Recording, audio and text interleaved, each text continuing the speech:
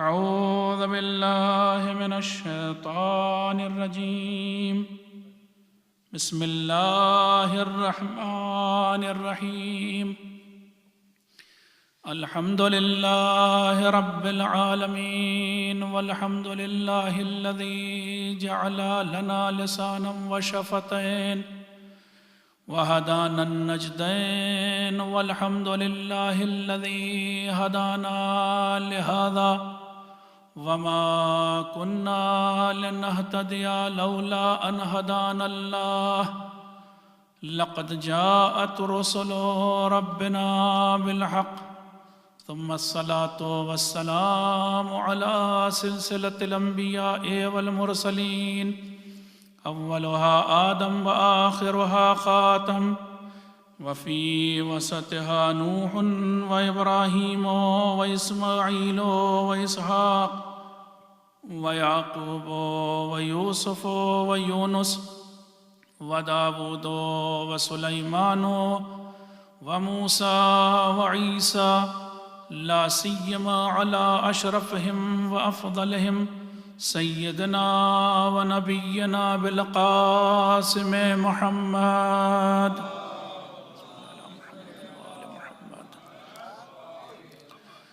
وعلى أهل بيته الطيبين الطاهرين الذين أذهب الله عنهم الرجس وطهرهم تطهيرا.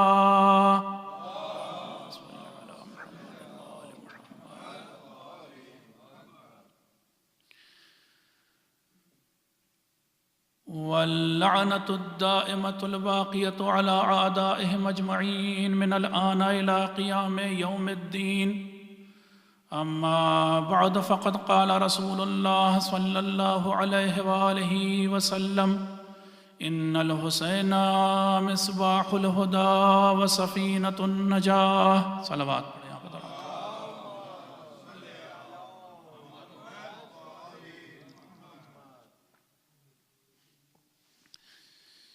بہت ہی مشہور و معروف حدیث مبارکہ ہے کہ جس کو میں نے آپ کی خدمت میں بے عنوان پیش کیا، اور عنوان کے طور پر آپ کی خدمت میں اس کا ترجمہ بھی پیش کرتا ہوں. حضرت ختمی مرتبت جناب محمد مصطفیٰ صلی اللہ علیہ وآلہ وسلم ارشاد فرما رہے ہیں کہ بے شک یقیناً میرا نواسہ حسین ہدایت کا چراغ ہے، وسفینۃ النجات، اور نجات کا سفینہ ہے، نجات کی کشتی ہے. دو مجلسیں رہ گئیں، ایک آج رات کی مجلس اور ایک انشاءاللہ کل رات کی مجلس. آج رات کی مجلس میں اس سلسلے میں بات کرنا چاہتا ہوں کہ امام حسین علیہ السلام کس طرح سے سفینہ نجات ہیں. انشاءاللہ آنے والی مجلس میں آپ کی خدمت میں، چونکہ آخری مجلس ہوگی اور کنکلوڈنگ مجلس ہوگی، اور کوشش ایک رہتی، آپ جانتے ہیں کہ آخری مجلس میں کچھ ایسے میسج، کچھ ایسے پیغامات ہوں کہ جو آپ کو یاد رہیں سال آئندہ تک بھی، وہ آپ کی خدمت میں دے کے جاؤں. تو انشاءاللہ کل کی مجلس میں اس بارے میں بات کریں گے کہ کس طرح سے امام حسین علیہ السلام چراغ ہدایت ہیں، اور ان کی زندگانی سے ہم کو کون کون سے درس ملتے ہیں. لیکن فی الحال ہم بات کرنے جا رہے ہیں کہ پیغمبر نے فرمایا کہ میرا نواسہ حسین سفینہ نجات ہے، کشتی نجات ہے. بہت بار کی آپ کی سنی ہوئی حدیث ہے، نہیں معلوم آپ نے اس حدیث کو اس حدیث کے ساتھ ملا کر کے کبھی دیکھا یا نہیں کہ جس میں ایک جگہ پر اور پیغمبر نے کشتی نجات ہونے کی بات کی، اور وہ بھی بڑی مشہور حدیث ہے، اکثر و بیشتر ممبر سے پڑھی جاتی ہے کہ مثل اہل بیتی کمثل سفینۃ نوح من رکبا نجا ومن تخلف عنہا غرقا وہوا. میرے اہل بیت کی مثال، سارے اہل بیت، میرے اہل بیت کی مثال کشتی نوح کی طرح ہے، جو اس میں سوار ہوا وہ نجات پا گیا، اور جو اس میں سوار نہ ہوا وہ غرق بھی ہوا، ہلاک بھی ہو گیا. ایک صلوات پڑھ دیں آپ.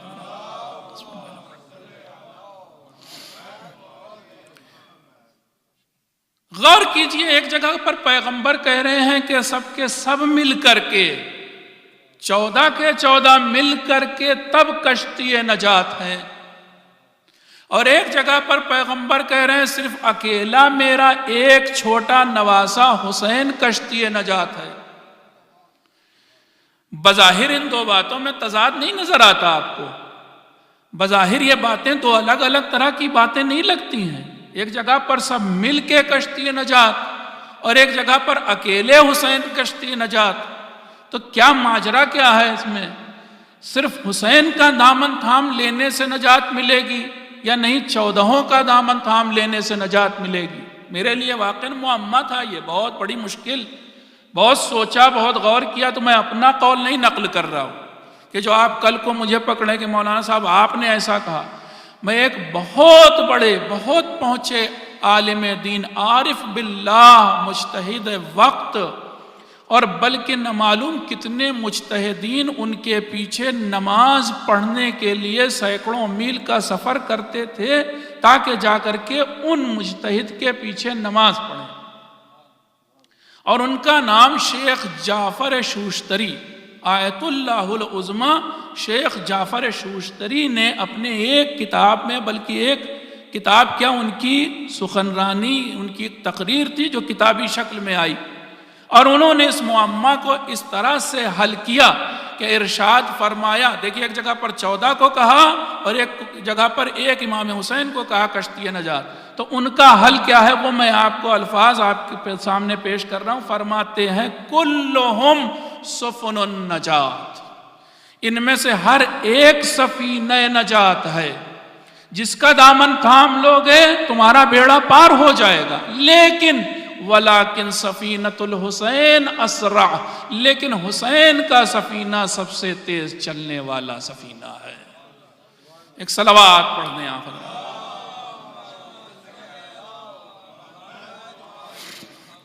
اور یہاں پر کوئی مبالغہ آرائی سے بات نہیں ہو رہی ہے، واقعاً یہ سفینہ نجات ہیں، اور ہم سے کہا گیا ہے کہ اپنے زمانے کے امام کو پہچانو، اسی لیے کہا گیا۔ کیا حدیث ہے آپ خوب سنا کرتے ہیں کہ من ماتا ولم یعرف امام زمانہ ماتا میتۃ الجاہلیہ، اپنے زمانے کے امام کو اگر تم نے نہیں پہچانا، اس کا دامن نہیں تھاما، تو جاہلیت کے موت مرو گے۔ یعنی مطلب یہ ہوا کہ ہر دور کا امام سفینہ نجات ہے، لیکن جیسا کہ شیخ جعفر شوشتری کہہ رہے ہیں کہ ولیکن سفینۃ الحسین اسرع، لیکن حسین کا سفینہ سب سے تیز چلنے والا سفینہ ہے۔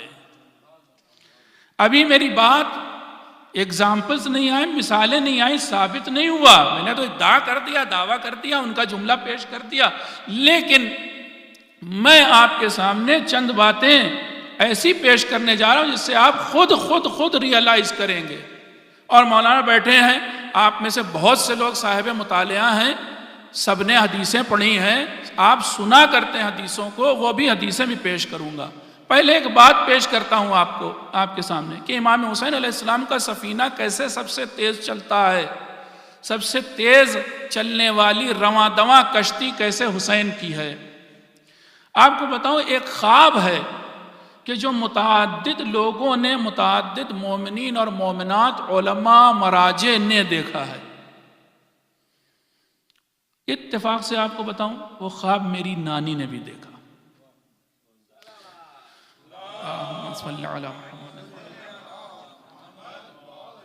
میری نانی اتفاق سے وہ مومنہ اسم با مسمہ تھی، ان کا نام تھا عابدہ بیگم، سچ میں عبادت گزار خاتون تھی، اور شاید ہی ان کی کوئی نماز شب قضا ہوئی ہو۔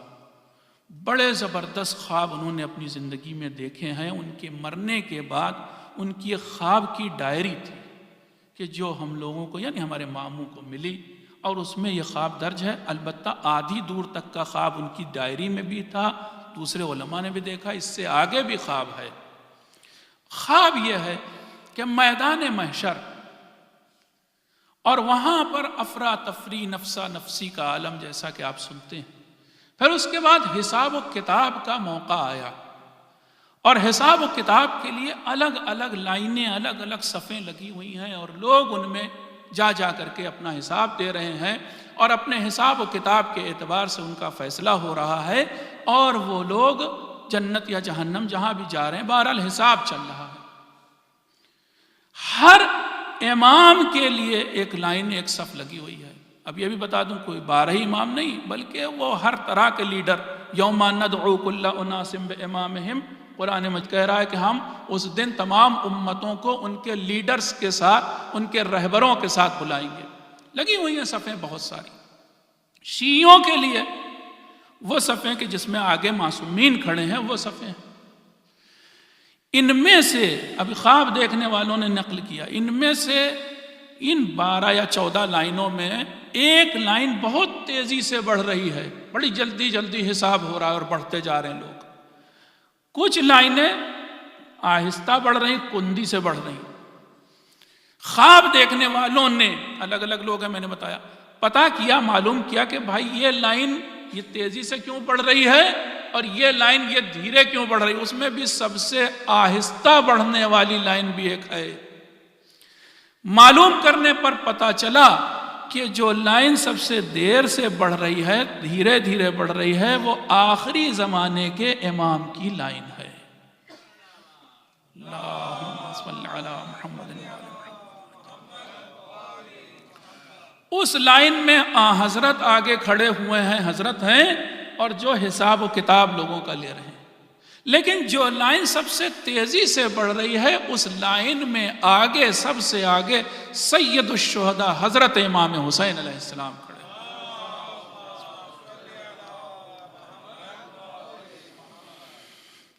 یہاں تک ہماری نانی نے بھی خواب دیکھا۔ اس کے بعد عالم دین بعض خطبہ ذاکرین نے جو خواب دیکھا، انہوں نے سوچا، ان میں سے ایک صاحب جنہوں نے خواب دیکھا، وہ ممبر پر بیٹھ کر کے امام حسین علیہ السلام کے مصائب یا فضائل نہیں پڑھتے تھے، عالم تھے مگر پڑھتے نہیں تھے۔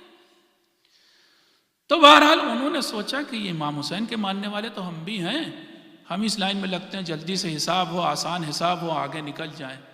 اس لائن میں آ کے کھڑے ہو گئے۔ جب ان کی باری آئی تو امام حسین علیہ السلام نے فرمایا کہ نہیں، تمہاری لائن یہ نہیں ہے، تم اپنے زمانے کے امام والی لائن میں جاؤ۔ یہ لائن ان لوگوں کی ہے کہ یا تو ہمارے زمانے کے تھے یا پھر ہمارا ذکر کرتے تھے۔ آپ یہ سمجھ لیں۔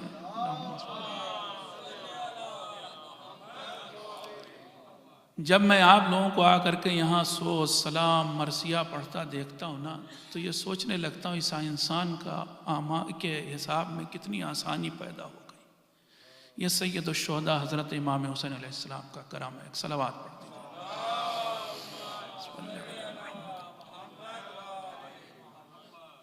ہو سکے جس طریقے سے بھی اس بارگاہ، جو بھی امام کی بارگاہ دنیا میں جو بھی سینٹر ہے حسین سے منسوب، اس کی خدمت کریں۔ اگر پڑھنا نہیں آتا تو کسی نہ کسی طریقے سے حسین سے جڑ جائیے، اپنی نجات کا سامان فراہم کر لیجیے کسی نہ کسی طریقے سے۔ بلکہ میں ایک بعض لوگوں سے کہتا ہوں کہ کچھ نہیں پڑھنا آتا تو صلوات پڑھوا دیا کرو جا کر۔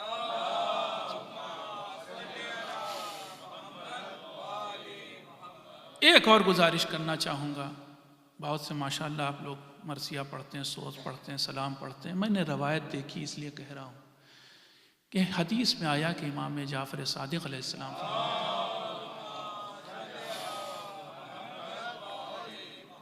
فرماتے ہیں لا تدع بسم اللہ الرحمن الرحیم وان کان بعدہ شعر۔ دیکھو، بسم اللہ الرحمن الرحیم کہنا نہ چھوڑنا، چاہے اس کے بعد تمہیں شعر پڑھنا ہو، سورہ نہ پڑھنا ہو۔ جب بھی آپ شروع کیجئے اپنے مرثیے کو، اپنے سوز کو، اپنے سلام کو، اپنے کسی شعر کو، تو یاد رکھیے کہ اس سے پہلے ایک بسم اللہ الرحمن الرحیم کہہ دیجئے، ایک صلوات پڑھ دیجئے۔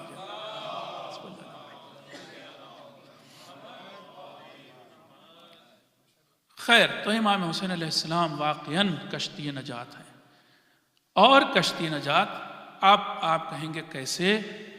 بہت ساری چیزیں تھے کہ سارے امام ہمارے، سب کو سلام، سب کا احترام اپنی جگہ، میں کسی کی قدر و قیمت توبہ توبہ میرے زبان جل جائے گھٹانا نہیں چاہتا ہوں، لیکن کچھ ایسی چیزیں ہیں کہ جو امام حسین علیہ السلام کو ان 12 اماموں کے درمیان حاصل ہیں، وہ دوسروں کو نہیں حاصل۔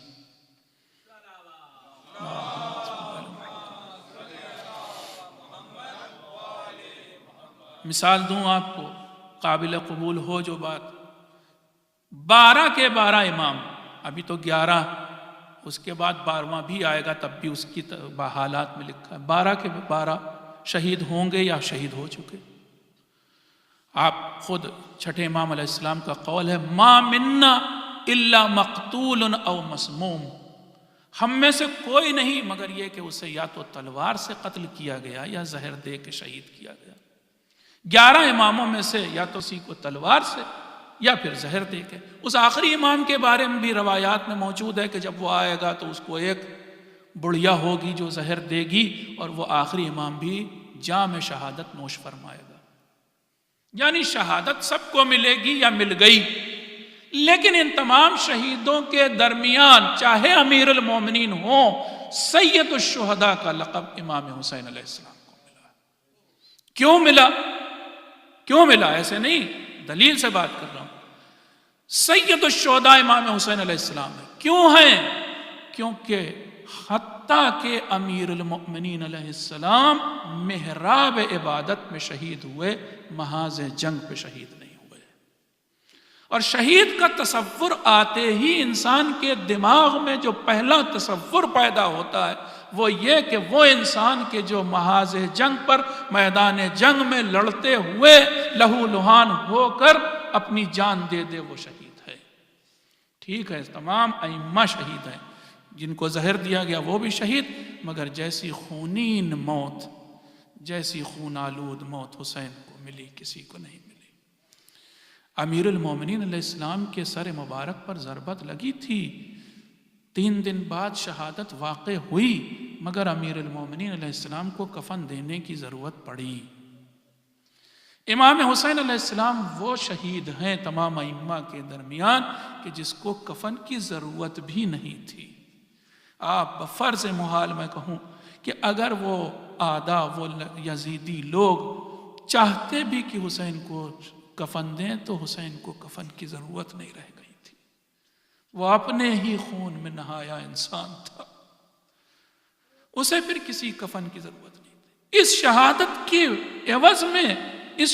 کے عوض میں اللہ تعالیٰ نے امام حسین علیہ السلام کو کچھ چیزیں دی ہیں جو دیگر ائمہ کو نہیں ملی۔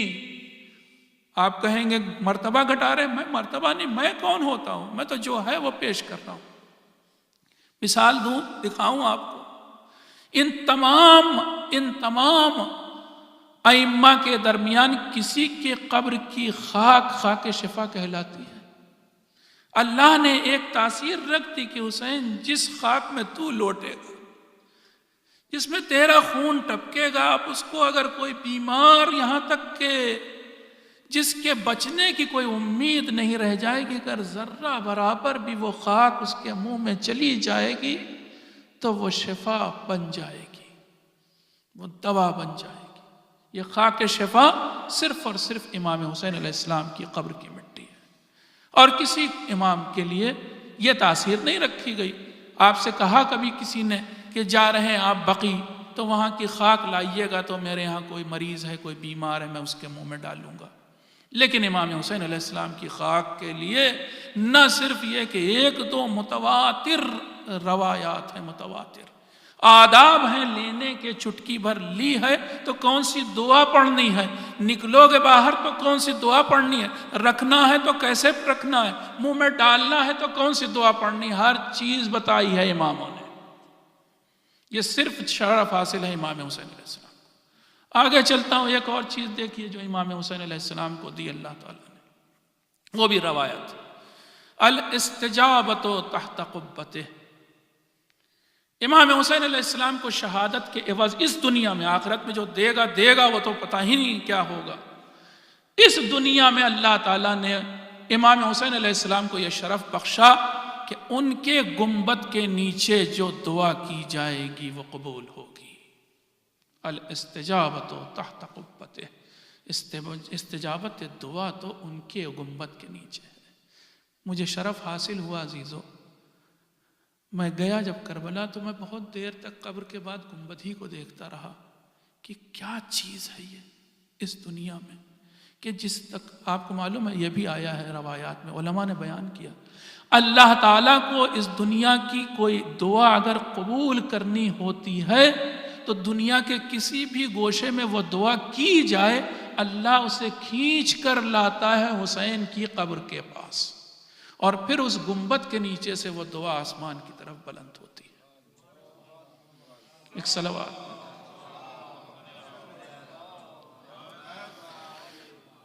البتہ یہ سب ایسی چیز کوئی فزیکل چیز نہیں ہے، یہ صرف سمجھانا ہے، اہمیت ہے۔ اللہ نے کچھ ایسے بقا رکھے ہیں۔ ابھی آج بھی میں روایت پڑھ رہا تھا، آج بھی پڑھ رہا تھا، 2 امام ہمارے ایسے بیمار ہوئے کہ جنہوں نے علاج کے لیے دیکھیے کیا کیا۔ چھٹے امام علیہ السلام کے بارے میں بھی یہ بات موجود ہے، اور 10ویں امام علی نقی علیہ السلام کے بارے میں۔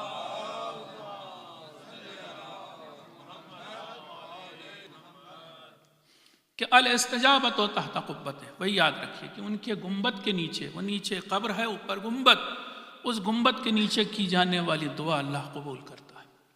چھٹے امام ایک بار بیمار پڑے، مریض ہوئے، انہوں نے لوگوں سے، اپنے صحابیوں سے کہا جو ملنے آ رہے تھے عیادت کرنے، کہ میں کسی کو اجیر بنانا چاہتا ہوں، کرائے پہ لینا چاہتا ہوں، ہائر کرنا چاہتا ہوں۔ وہ امام کہاں تھے؟ چھٹے امام مدینہ میں۔ میں کسی کو اجیر بنانا چاہتا ہوں کہ وہ مجھ سے پیسہ لے اور یہاں سے کربلا جائے، اور کربلا جانے کے بعد میری شفا کی، میری صحت کی دعا میرے جد حسین کی قبر پر جا کے کرے۔ غلام تھا وہاں پر موجود، غلام سے بھی کہا جا ڈھونڈ کسی کو لا، اور یہی تقریباً ایسے ہی واقعہ 10ویں امام نے اپنے شاگردوں سے کہا تھا، اتنا فرق کے ساتھ۔ مل گیا ایک اجیر، امام سے پیسے طے ہو گئے، اتنا پیسہ میں دوں گا، اس نے کہا میں راضی ہوں آقا۔ پیسہ لے لیا اس نے، اجیر بنا، گیا، مدینے سے باہر نکلا۔ مدینے سے باہر نکلنے کے بعد اس کی کسی صحابی امام سے ملاقات ہو گئی، وہ بھی صحابی، یہ بھی صحابی، وہ بھی چاہنے والا، یہ بھی چاہنے والا، ملاقات ہوئی۔ اس نے سلام دعا کے بعد پوچھا کہاں جا رہے ہو؟ کہا میں جا رہا ہوں کربلا۔ کہا کربلا جانے کا تو یہ کوئی ایام نہیں ہے، یہ کوئی زیارت کے تو ایام نہیں، کیوں جا رہے ہو کربلا؟ تو اس نے کہا مجھے امام نے اجیر بنایا ہے، پیسے دیے ہیں کہ میں ان کی نیابت میں جا کر کے ان کے جد امام حسین علیہ السلام کی قبر پر ان کی شفا کے لیے، چھٹے امام یا 10ویں امام کی شفا کے لیے دعا کروں۔ کہا تمہارا دماغ خراب ہو گیا ہے؟ کہ کیا مطلب؟ کہ وہ خود حجت خدا ہیں، وہ امام وقت ہیں، اگر اپنے دونوں ہاتھ دعا کے لیے بلند کر دیں گے تو ان کو خود اللہ شفا دے گا، وہ خود اپنے لیے دعا کر سکتے ہیں۔ انہیں کیا ضرورت ہے؟ ہم جیسوں ضرورت ہے کہ ہم وہاں جائیں، انہیں کیا ضرورت ہے؟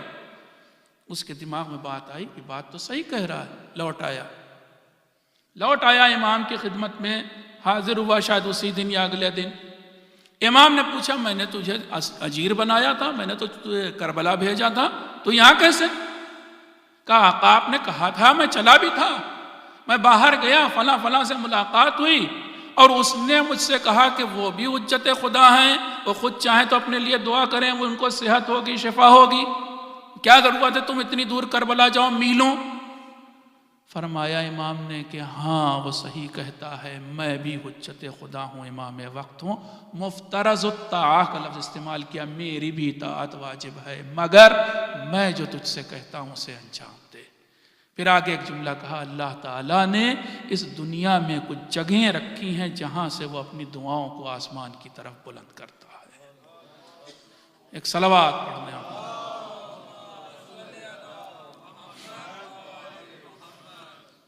خدا نہ کرے آپ کا کوئی مریض ہو، کوئی آپ کا رشتہ دار، کوئی گھر والا، کوئی دوست احباب میں، اگر خدا نہ کرے میں کہہ رہا ہوں، اگر کوئی بیمار پڑ ہی جائے تو یاد رکھیے گا یہ نسخہ آزمایا ہوا ہے، 2 اماموں نے ہمیں بتایا ہے۔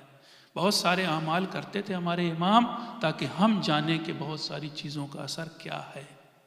تو زیارت امام حسین علیہ السلام اور دعا تحت قبہ امام حسین علیہ السلام کی الگ تاثیر ہے. ایک صلوات.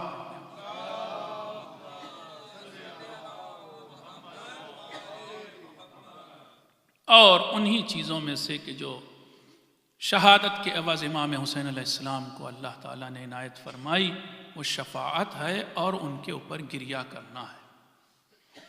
تمام ائمہ شہید ہیں جیسے میں نے کہا، لیکن جتنی کثرت سے احادیث وارد ہوئی ہیں امام حسین علیہ السلام پر گریہ کرنے کے بارے میں، اتنی کسی امام کے بارے میں نہیں ہوئی. یہ کیوں؟ کیونکہ اللہ تعالیٰ نے حسین پر رونے کو ایک الگ سے شرف بخشا ہے. آخر یہ حسین نے بھی تو اپنا سب کچھ لٹا دیا. میں نے یہ ساری باتیں اس لیے پڑھی کہ یہ زیارت کے ایام ہیں. لاکھوں لوگ آپ کو معلوم ہے کہ اس وقت کربلا یا نجف پہنچ چکے ہیں. ابھی آج ایک تصویر آئی، میں نے دیکھا کہ تا حد نگاہ بس سر ہی سر ہیں. سب عاشقان حسین ہیں، سب حسین کے متوالے ہیں کہ جو جوق در جوق، اب تو تل رکھنے کی جگہ نہیں رہ گئی کربلا میں اور نجف میں. راستے بھر گئے، سب والہانہ طور پر حسین کے عاشق چلے جا رہے ہیں. کسی کے پیر میں تو آپ دیکھیں تو جوتیاں بھی نہیں ہیں، ننگے پیر. کچھ تو ایسے ہیں جو اپاہج ہیں، رگڑ رگڑ کے گھس گھس کے جا رہے ہیں. کچھ سے چلا نہیں جاتا پھر بھی جا رہے ہیں، اس لیے کہ حسین کے پاس جانے کا اثر ہی کچھ اور ہے. حسین کی زیارت کا اثر ہی کچھ اور ہے. کیا جانے لوگ، یہ دیکھیں عشق کی دنیا کچھ اور ہوتی، عقل کی دنیا کچھ اور ہوتی. جو لوگ عقل سے سوچتے ہیں نا وہ یہ سب نہیں سمجھ پائیں گے. آپ یہ بتا دیں، وہ دلیلیں مانگتے ہیں، وہ پروف مانگتے ہیں، ثبوت مانگتے ہیں. ایسا کیسے ہو سکتا ہے؟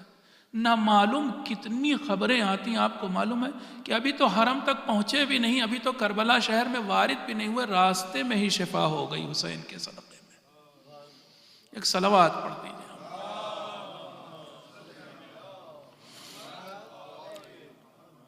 آج میں چاہتا ہوں بس مجلس کے ایک دوسرے حصے میں پڑھ سکتا تھا، اسی کو آگے کنٹینیو کر سکتا تھا، لیکن وقت کم ہوتا ہے، چیزیں زیادہ پیش کرنی ہوتی.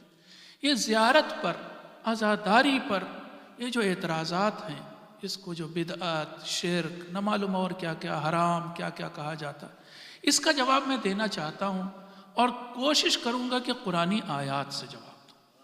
قرآن سے ہی جواب دوں کہ یہ زیارت کیسے کیوں کرنی چاہیے. قرآن سے ہی جواب دوں کہ حسین کا ذکر کیوں کرنا چاہیے. قرآن سے ہی جواب دوں کہ جناب زینب کا تذکرہ کیوں کرنا چاہیے. قرآن سے ہی جواب دوں کہ علی اصغر کا غم کیوں منانا چاہیے. آئیے میں آیات پیش کرتا ہوں. ظاہر سی بات ہے، یہ تو آپ کو سب کو معلوم ہے. آپ کا بھی کسی سے اگر یہ سامنا ہو جائے اور بحث ہو ہی جائے اور وہ ماننے کو تیار نہ ہو تو کم سے کم قرآن میں ملتے جلتے واقعات تو ہیں. یہ طے بات ہے کہ قرآن کربلا کے واقعے سے 50 سال پہلے آنا بند ہو چکا تھا، یعنی قرآن پورا ہو چکا تھا. پیغمبر اس دنیا سے سن 11 ہجری میں گئے تھے. کربلا کا واقعہ سن 61 ہجری میں ہوا. 50 سال کا گیپ ہے، فاصلہ ہے.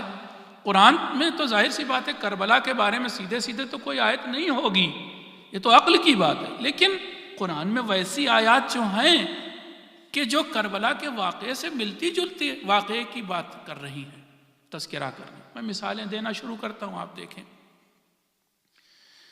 ہم لوگ کس کا تذکرہ کرتے ہیں؟ شہدائے کربلا کا. وہ بھوکے پیاسے 3 دن کے بھوکے پیاسے لوگ شہید کیے گئے. سب سے پہلی چیز تو اسی پر اعتراض ہے. جواب مجھ سے سنیے. جناب عیسیٰ کا واقعہ پیش کرتا ہوں آپ کے سامنے. جناب عیسیٰ کے حواری تھے، یعنی ڈسائپلز تھے، ساتھی تھے، صحابی تھے. انہوں نے ایک دن جناب عیسیٰ سے کہا کہ اے عیسیٰ، یا روح اللہ حال یستطیع ربک، اے روح اللہ، اے عیسیٰ، کیا آپ کا رب ایسا کر سکتا ہے کہ ہمارے لیے آسمان سے کھانا اتار دے؟ صرف اتنی سی بات.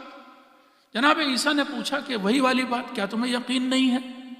انہوں نے کہا نہیں، ہم اپنے دل کا اطمینان چاہتے ہیں. ایمان ہے، اطمینان چاہتے ہیں. مانتے ہیں کہ اللہ کر سکتا ہے لیکن دیکھنا چاہتے ہیں اپنی آنکھوں سے. جناب عیسیٰ نے دونوں ہاتھ اٹھائے. اب قرآن کی آیت پھر پڑھ رہا ہوں آپ کے سامنے. اللہم ربنا انزل علینا مائدۃ من السماء تکون لنا عیدا لاولنا وآخرنا. پالنے والے ہمارے لیے آسمان سے کھانا اتار دے. بات اتنی ہوتی تو بات ختم ہو جاتی، آگے کے جملے بڑے غور طلب ہیں۔ آسمان سے ہمارے لیے کھانا اتار دے جو ہمارے لیے عید بن جائے۔ البتہ عید کا مطلب ہمیشہ جشن ہی نہیں ہوتا، عید کا مطلب وہ چیز جو دہراتی بار بار، ایک یادگار بن جائے، اسے کہیں ہمارے لیے یادگار بن جائے۔ لِأَوَّلِنَا، ہم سے پہلے والوں کے لیے بھی یادگار رہے، لِآخِرِنَا، ہمارے بعد والوں کے لیے بھی یادگار رہے۔ اللہ نے وہ دعا سنی، آسمان سے کھانا نازل ہوا۔ سورہ مائدہ اسی لیے مائدہ کہا جاتا، مائدہ کا مطلب کھانا۔ آسمان سے کھانا نازل ہوا، جناب عیسیٰ کی دعا پوری ہو گئی، لیکن کب تک کے لیے؟ قیامت تک کے لیے، لِآخِرِنَا، آخر تک کے لیے۔ ایک بار یاد نہیں منائی جائے گی، اس کھانے کے اترنے کی یاد آگے تک منائی جائے گی، قرآن کہہ رہا ہے۔ میں آپ سے پوچھتا ہوں، ایک کھانا ایک بار اتر آیا تو کھانے کی یاد منائی جائے، اور جو بھوک کی یاد ہو وہ نہ منائی جائے؟ 3 دن کچھ لوگ بھوکے بھی تو رہ گئے تھے، کیا ان کی یاد منانا غلط ہے؟ اچھا، ایک کھانا اترا تو یاد منائی جا رہی ہے، اور اگر انبیاء اترے ہوں سارے، تمام روایات دیکھیے، ایسا تھوڑے نہ ہے کہ ابو سعید خدری کی روایات میں تو دم ہو اور امام جعفر صادق علیہ السلام کی روایت میں دم نہ ہو۔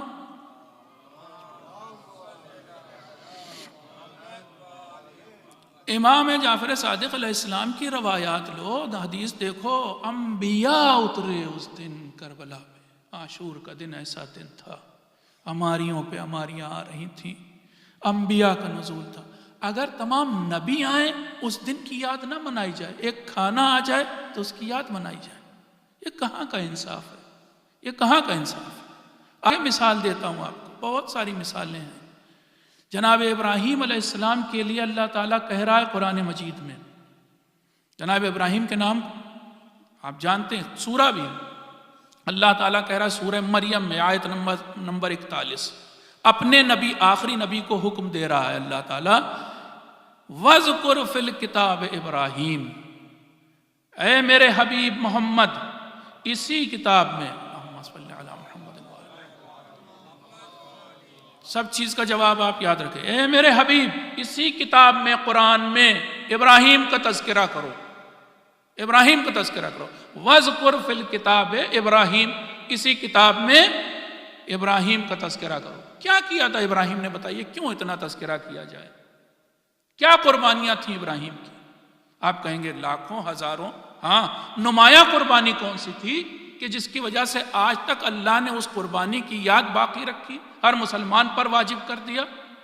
وہ قربانی کیا تھی کہ اپنے نوجوان بیٹے کو لے کے گئے تھے اور منی کے میدان میں اسماعیل کو زمین پہ لٹا دیا تھا، آنکھ پر پٹی باندھ لی تھی، ہاتھ میں خنجر اٹھا لیا تھا۔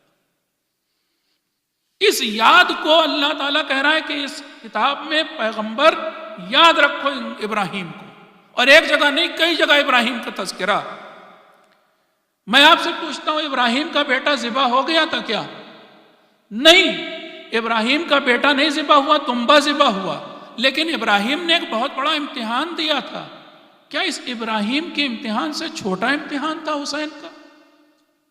حسین نے تو اپنے بیٹے کو جب لٹایا تھا نا، تو کوئی دنبا آنے کی امید نہیں تھی۔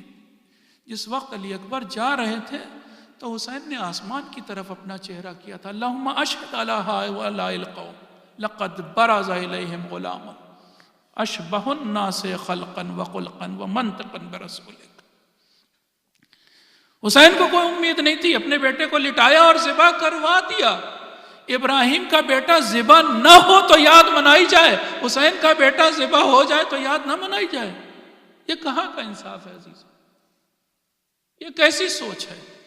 ابراہیم نے اور کیا کیا تھا؟ میں آیات قرآن پڑھ رہا ہوں، اسی سے ثابت کر دوں گا سب۔ ابراہیم کے بارے میں قرآن کہہ رہا ہے، ربنا انی اسکنت من ذریتی بواد غیر ذی زرع عند بیتک المحرم۔ ابراہیم نے اپنے چھوٹے سے ننھے اسماعیل کو اور اس کی ماں ہاجرہ کو، یعنی اپنی بیوی کو، لا کر کے کہاں چھوڑا؟ مکے میں چھوڑا۔ اس وقت مکے میں کوئی بستہ نہیں تھا، ویرانہ تھا۔ خود ابراہیم کہہ رہے ہیں کہ ایسی وادی میں نے لا کر کے اپنے بیوی بچوں کو چھوڑ کے جا رہا ہوں میرے مالک، کہ جہاں پر سبزے کے نام پر کچھ نہیں اگتا، کوئی ہریالی نہیں ہے، کوئی چیز نہیں، سبز کچھ نہیں اگتا، چھوڑ کے ابراہیم چلے گئے، ٹھیک ہے نا؟ لیکن ابراہیم دعا کر کے گئے، پالنے والے ان کو پھل دینا، ان کے رزق کا انتظام کرنا، لوگوں کے دل کو ان کی طرف موڑنا، پتہ نہیں اور کیا کیا دعائیں کر کے گئے۔ ابراہیم اپنے ایک ننھے سے بچے کو لے آئیں اور اپنی بیوی کو لے آئیں تو ابراہیم کی یاد منائی جائے، ساری دنیا سے کہا جائے کہ سارے مسلمان جمع ہو مکے میں آئیں، پیسہ خرچہ کریں، واجب ہے حج کرنا۔ اور اگر حسین اپنی بیوی بچوں کو، بہنوں کو، بیٹیوں کو، بھاوجوں کو لے کے آ جائیں تو کیا اس کی یاد منانا بدعت ہو جائے گا؟ یہ کہاں کا انصاف ہے؟ ابراہیم سے کم قربانی تھی، حسین بھی تو لے آئے تھے، کس وادی میں لائے تھے؟ وہی کربلا کا بیابان، وہی صحرا۔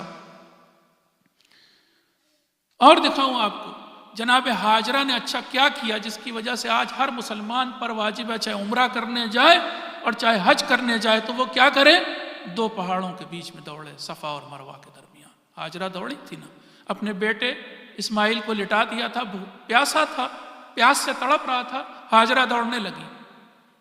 اتنی اچھی بات تھی یا اللہ، اتنی سی بات، 7 بار ایک عورت ادھر سے ادھر گئی اور تو نے قیامت تک کے لیے ہر مسلمان پر، ابراہیم نہیں آنے والے ہر نبی کی امت پر یہ چیز واجب کر دی۔ ان الصفا والمروہ من شعائر اللہ، قرآن کہہ رہا، دیکھو صفا اور مروہ 2 پہاڑ، یہ اللہ کی 2 نشانیاں ہیں، ذرا غور سے سنیں آپ۔ ان الصفا والمروہ من شعائر اللہ فمن حج او اعتمر فلا جناح ان یطوف بہما، جو حج کرے گا اور جو عمرہ کرے گا اس کو ان کے درمیان طواف کرنا پڑے گا، چلنا پڑے گا، دوڑنا پڑے گا۔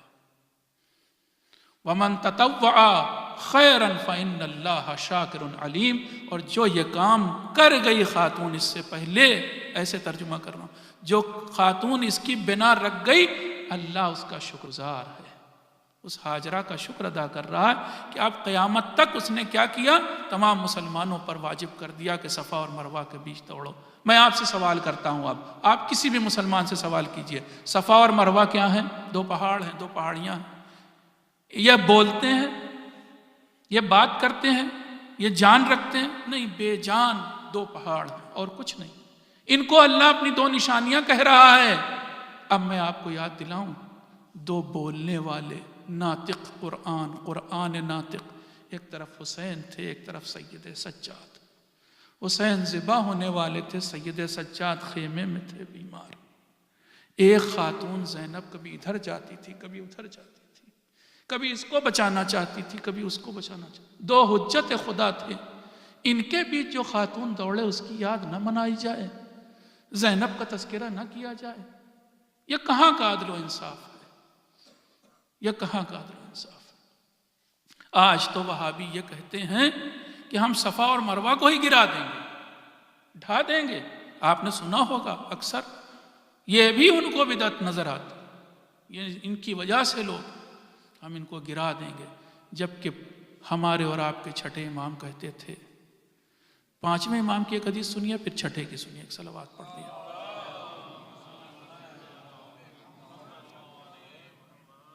5ویں امام علیہ السلام فرماتے ہیں، من تمام الحج لقاء الامام، حج تمام ہی تب ہوتا ہے، مکمل ہی تب ہوتا ہے کہ جب انسان اپنے امام سے ملاقات کرتا ہے۔ دور رسول میں رسول امام تھے، حج پورا نہیں ہوتا حتیٰ رسول نے فرمایا ہے، من حج ولم یزرنی فقد جفانی، جس انسان نے حج کیا اور میری زیارت کو نہیں آیا اس نے مجھ پر جفا کی ہے، ظلم کیا ہے۔ دور رسول میں رسول امام تھے، لیڈر تھے۔ بعد کے ادوار میں، بعد کے زمانوں میں ہر دور کا امام۔ اب اس کے بعد امام جعفر صادق علیہ السلام کا قول ہے،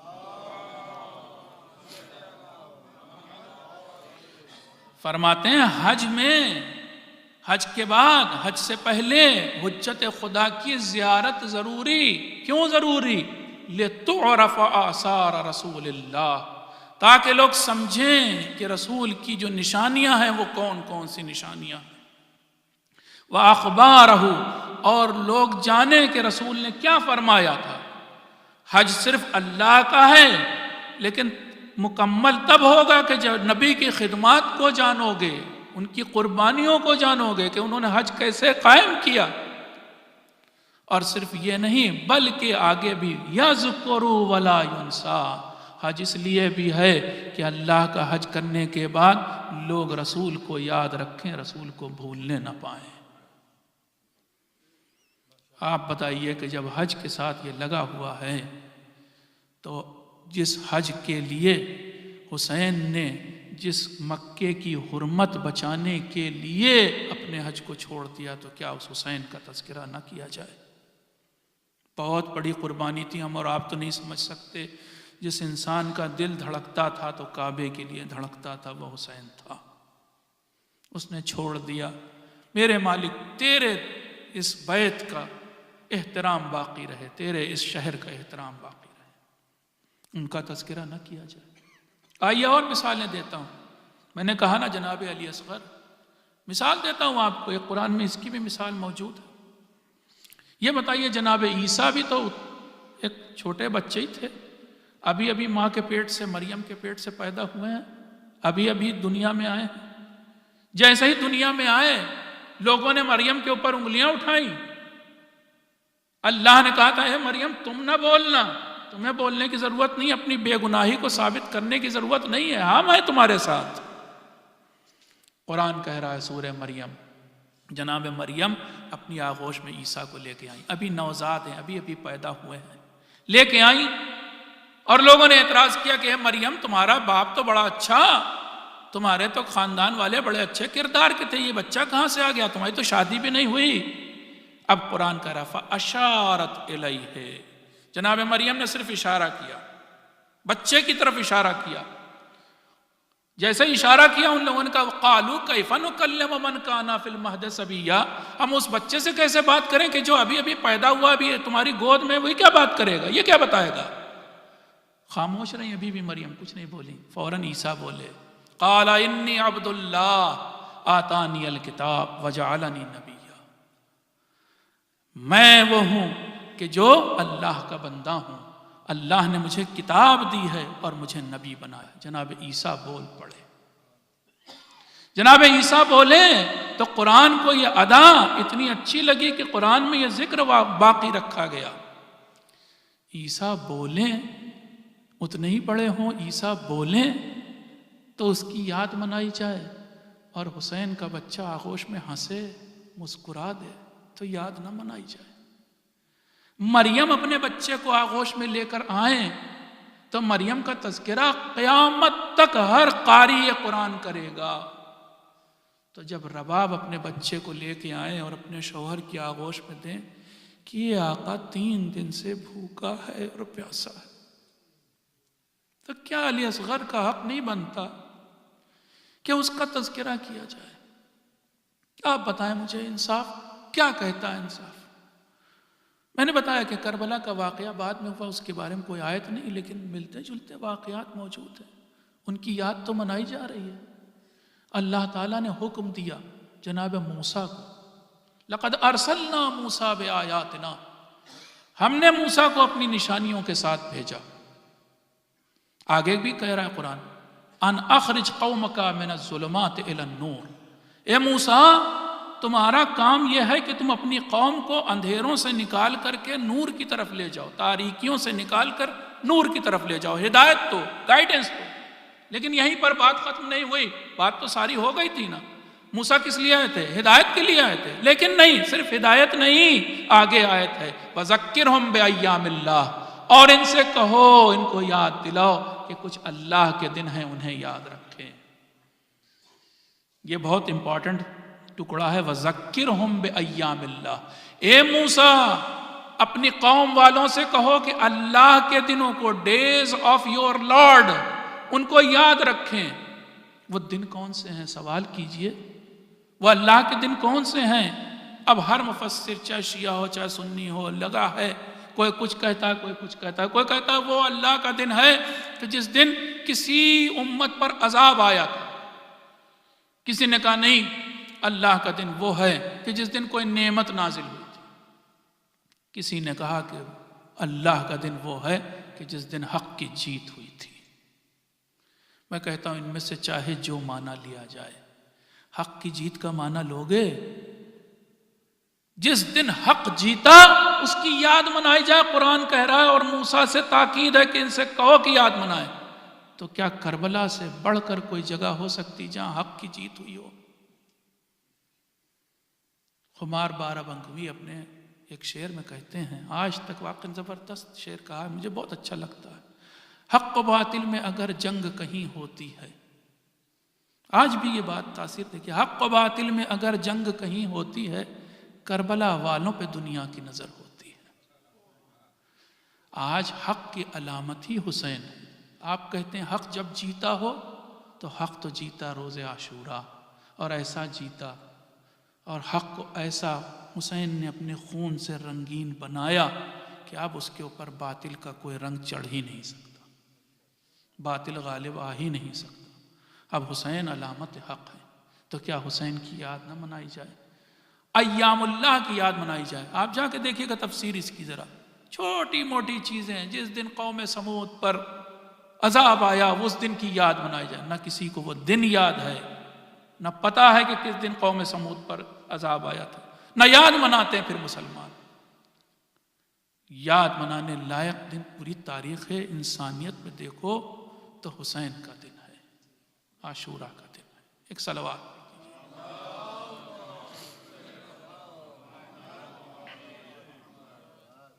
اور دکھاؤں قرآن سے حسین کا تذکرہ، جناب زینب، جناب علی اصغر، جناب رباب، اور تذکرہ سنیں، دیکھیں آپ جناب امام زین العابدین کا تذکرہ۔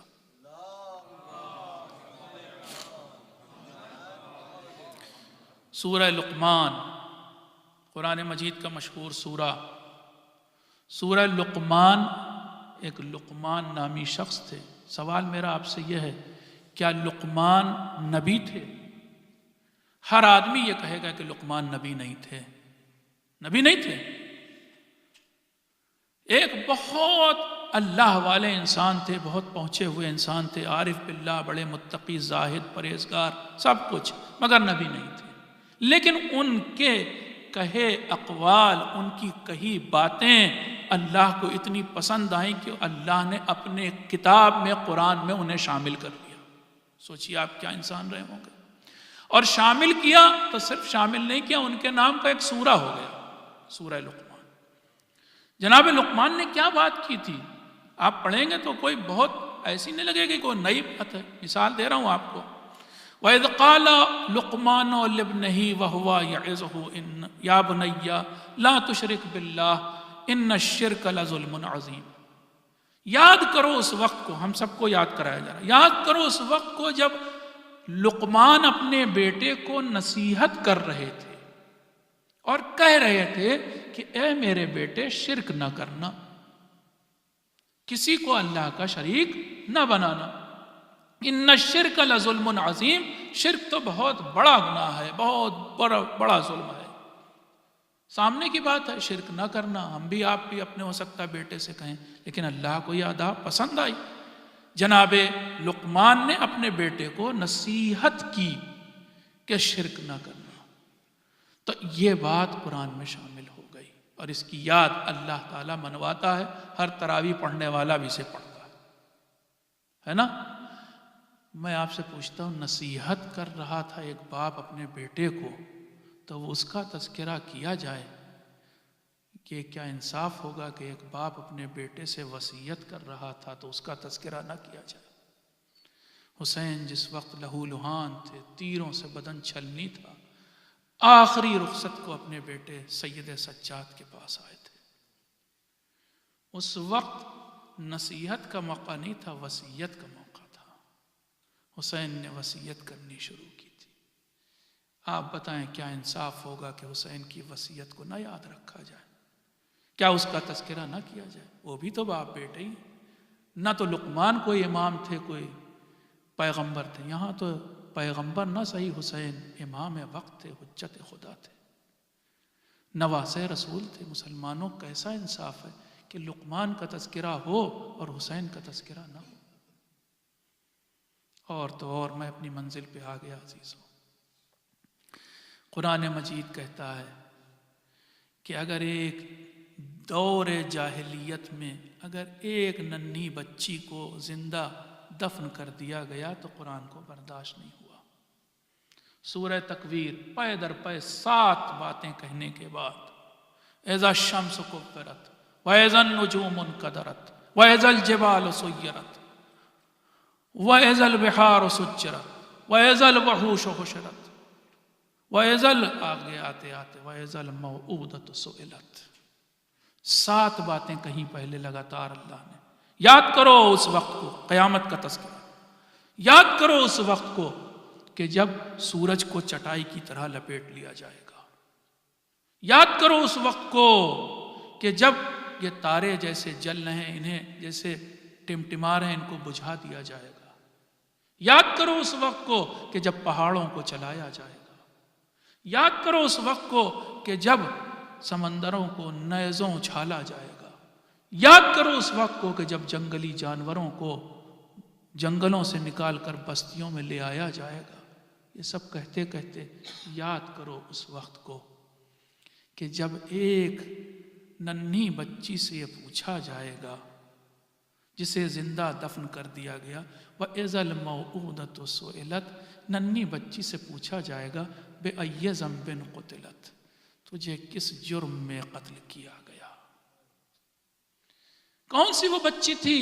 مسلمان بچی تھی؟ نہیں، دور جاہلیت میں اسلام آنے سے پہلے کا تذکرہ ہے۔ وہ بچی کافر بچی، مشرک انسان کی بیٹی، وہ اگر زندہ دفن کر دی جائے، اس کے اوپر ظلم ہو تو اللہ تعالیٰ کو گوارا نہیں کہ اس کے اوپر ظلم کیا جائے، اور اگر ظلم کیا گیا تو اپنی کتاب میں اس کا تذکرہ کیا کہ ہم اتنے بھی ظلم کو بھولنے والے نہیں ہیں۔ روز قیامت اسی بچی سے پوچھیں گے کہ تجھے کس جرم میں قتل کیا گیا؟ جب اس بچی سے کہ جو ایک کافر کی بچی تھی، مشرک کی بچی تھی، اللہ تعالیٰ پوچھے گا اور اس کی یاد قرآن میں باقی رکھ رہا ہے، تو حسین کی بچی تو بہرحال حسین کی بچی تھی، حسین کی بچی تھی۔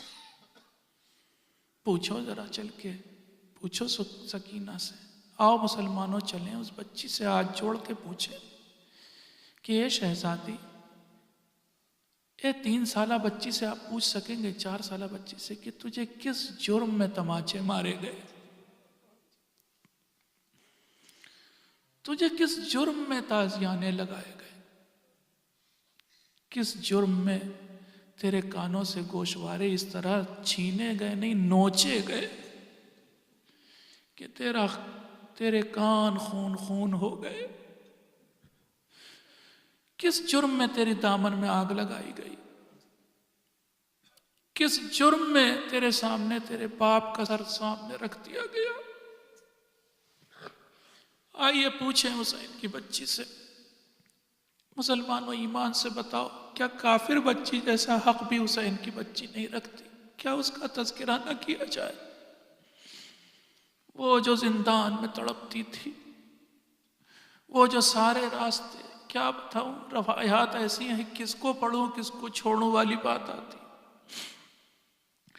عزیزو، کل چہلم کی مجلس ہوگی۔ یہ وہ ایام ہیں کہ جو اہل بیت کے لیے سخت اس اعتبار سے تھے کہ ایک بچی کو چھوڑ کے جانا پڑا تھا، قید خانے میں سوتی رہ گئی، پھر اٹھی نہیں کبھی وہ۔ ہاں عزیزو، اجازت دیجئے اس بچی کا تھوڑا سا تذکرہ کر دوں۔ آپ سنتے رہتے ہیں برابر کہ شام کے زندان میں بچی شام ہی کے وقت آ جاتی تھی در زندان پر، زندان کی سلاخوں کو پکڑ کے کھڑی ہو جاتی تھی۔ 2 طرح سے روایت نقل ہوئی ہے، دونوں پڑھ دیتا ہوں۔ پہلے تو یہ کہ اکثر وہ پرندوں کو دیکھتی تھی، آسمان کی طرف نگاہ کرتی تھی تو پرندے نظر آتے تھے، اور دوسرے یہ کہ جب سامنے کی طرف دیکھتی تھی تو شامیوں کے بچے اپنے ماں باپ کے ساتھ گھر جا رہے ہوتے تھے. کبھی اپنی پھوپھی زینب سے پوچھتی تھی، کبھی اپنی پھوپھی ام کلثوم سے پوچھتی تھی، اے پھوپھی اماں یہ پرندے کہاں جاتے ہیں؟ بہت سخت سوال تھا یہ، بہت سخت سوال تھا. اہل حرم تھے، ہم ہوتے آپ ہوتے تو جھوٹ بول دیتے نا کہ یہ فلاں جگہ جا رہے. شہزادی کو کہنا پڑتا تھا یہ اپنے آشیانوں میں جا رہے ہیں. پھر کسی پھوپھی سے یا ماں سے پوچھتی تھی یہ شامی بچے کہاں جا رہے ہیں؟ جواب ملتا تھا کہ یہ اپنے اپنے گھروں کو جا رہے ہیں. میں نے ایسے ہی روایت پڑھی ہے، ویسے ہی پڑھ رہے تھے. اس نے پوچھا بچی نے، کیا ہمارا کوئی گھر نہیں؟ میں کہوں گا اس سے کہ گھر تیرا بننے چاہ رہا ہے، بہت جلد تیرا ایسا گھر بنے گا جس سے تو آزاد پھر کبھی نہیں ہوگی. روز پوچھتی تھی، روز اہل حرم اسے کسی طرح سے تسلی دیتے تھے، خاموش کراتے تھے. روتی تھی تو خاموش کراتے تھے. عزیزوں ایک دن وہ بھی آیا کہ جب بچی نے سر شام یہی سوال کیا اور خواتین نے اسے خاموش کرا کے سلا دیا. بچی سو گئی، ابھی تھوڑی دیر سوئی تھی کہ ایک بار اٹھ گئی اور اس کے بعد اس نے ادھر ادھر دیکھنا شروع کیا اور اپنی ماں بہنوں سے کہنا شروع کیا، پھوپھیوں سے کہنا شروع کیا، میرا بابا کہاں ہے؟ میرا بابا کہاں ہے؟ میرا بابا کہاں ہے؟ خواتین سمجھی ابھی ابھی اٹھی ہے، شاید اسے پتہ نہیں، یاد نہیں کہ اس کا باپ تو کربلا میں شہید ہو گیا. بڑھ کر کے بتایا، اے میری لاڈلی، ارے تیرا بابا تو کربلا میں سو رہا ہے. کہا نہیں پھوپھی اماں ابھی ابھی یہی تھا، مجھے لینے آیا تھا. بس جیسے ہی اتنا جملہ سنا خواتین گریہ کرنے لگیں. نہ صرف گریہ، کوہرام مچ گیا قید خانے میں کہ ایک بار اتنا شور ہوا کہ یزید تک آواز پہنچ گئی. یزید نے اپنے سپاہیوں سے پوچھا، ارے کیا بات ہے، یہ قیدی آج رو کیوں رہے ہیں؟ جواب دیا، حسین کی کم سن بچی، یتیم بچی نے آج باپ کو خواب میں دیکھ لیا ہے، اس لیے وہ بے قرار و بے چین ہو گئی ہے. یزید نے کہا لے جاؤ حسین کا سر اس کے سامنے پیش کر دو. عزیزو بچوں کے سامنے بہلانے کے لیے کھلونے پیش کیے جاتے ہیں. یہ پہلا موقع میں نے دیکھا کہ ننھی سی بچی، 3 سال کی بچی، اور اس کے سامنے باپ کا سر لا کے رکھ دیا گیا. بچی نے باپ کا سر اٹھایا، گلے